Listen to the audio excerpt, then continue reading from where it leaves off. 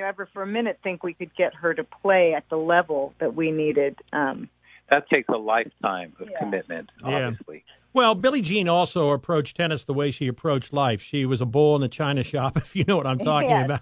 Yeah. She's a serve volleyer as another, as an athlete itself. But what I love about this movie, and you guys have captured it perfectly, is the backstories. And explain to people about what those backstories are on Billie Jean and also Bobby.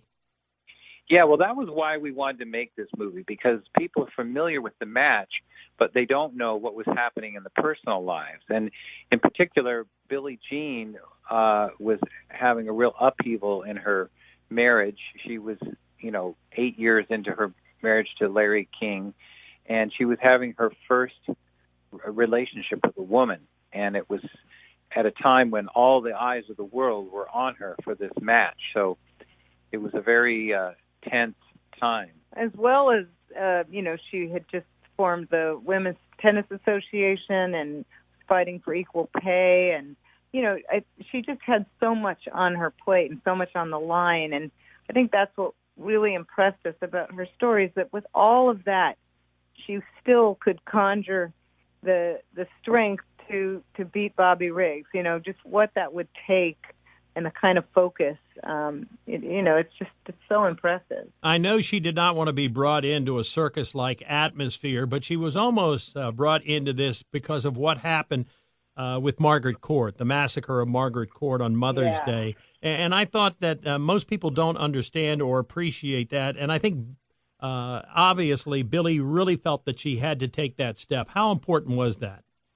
That was it. We wanted to show that this American hero, Billie Jean, didn't just, it didn't come easily, and that sometimes, the real acts of courage come, in unexpected moments, and you just have to, be there when you're needed. And when Margaret Court lost, there was no choice but to step in and have someone beat Bobby, and she was really the only one in a position to do it. But the weird thing is that, at the time, no one really knew who was going to win that match. I mean, Bobby was a great player, and he just didn't have a good day.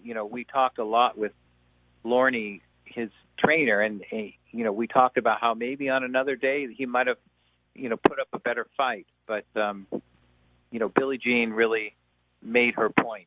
Let me give you some insight on maybe why Bobby did not play, because I had a chance after that match. Maybe it was a couple of years, in which I did a series called Sports Behind Bars for television for the television station here in San Francisco, and I won an Emmy for it. And one of the people that I interviewed out at the prison was Bobby Riggs's doubles partner. And I asked him, I said, why are you in prison? He said, because Bobby and I used to go to Las Vegas and hustle for money. We'd make $100,000, $200,000 a weekend. And he said, when it stopped, he said, I couldn't change my lifestyle. So I asked him also, I said, what do you think happened in that match? He said, that is the first time, Ron, that I have ever seen Bobby Riggs psyched out. Wow. That's interesting. Wow. Oh, I want to listen to that.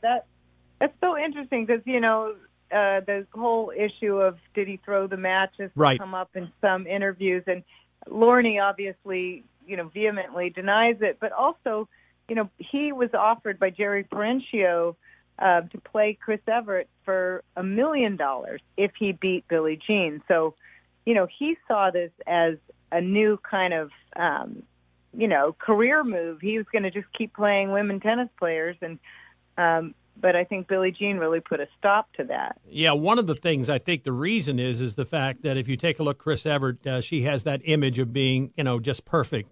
But Billie Jean is an attacker. She'll go right at it. And he was not set for that type of thing. And when things got out of control, his partner said to me, he said that he did not know how to adapt it because he only played the game with junk, in a sense. He did not have the power shots that Billie Jean had as well. So she ran him all over the court, and he just, he was I think he was a little out of shape. Oh, too. yeah. I mean, when you watch it, you just see he's so spent, and it's only like the second set, and he's just, and he would.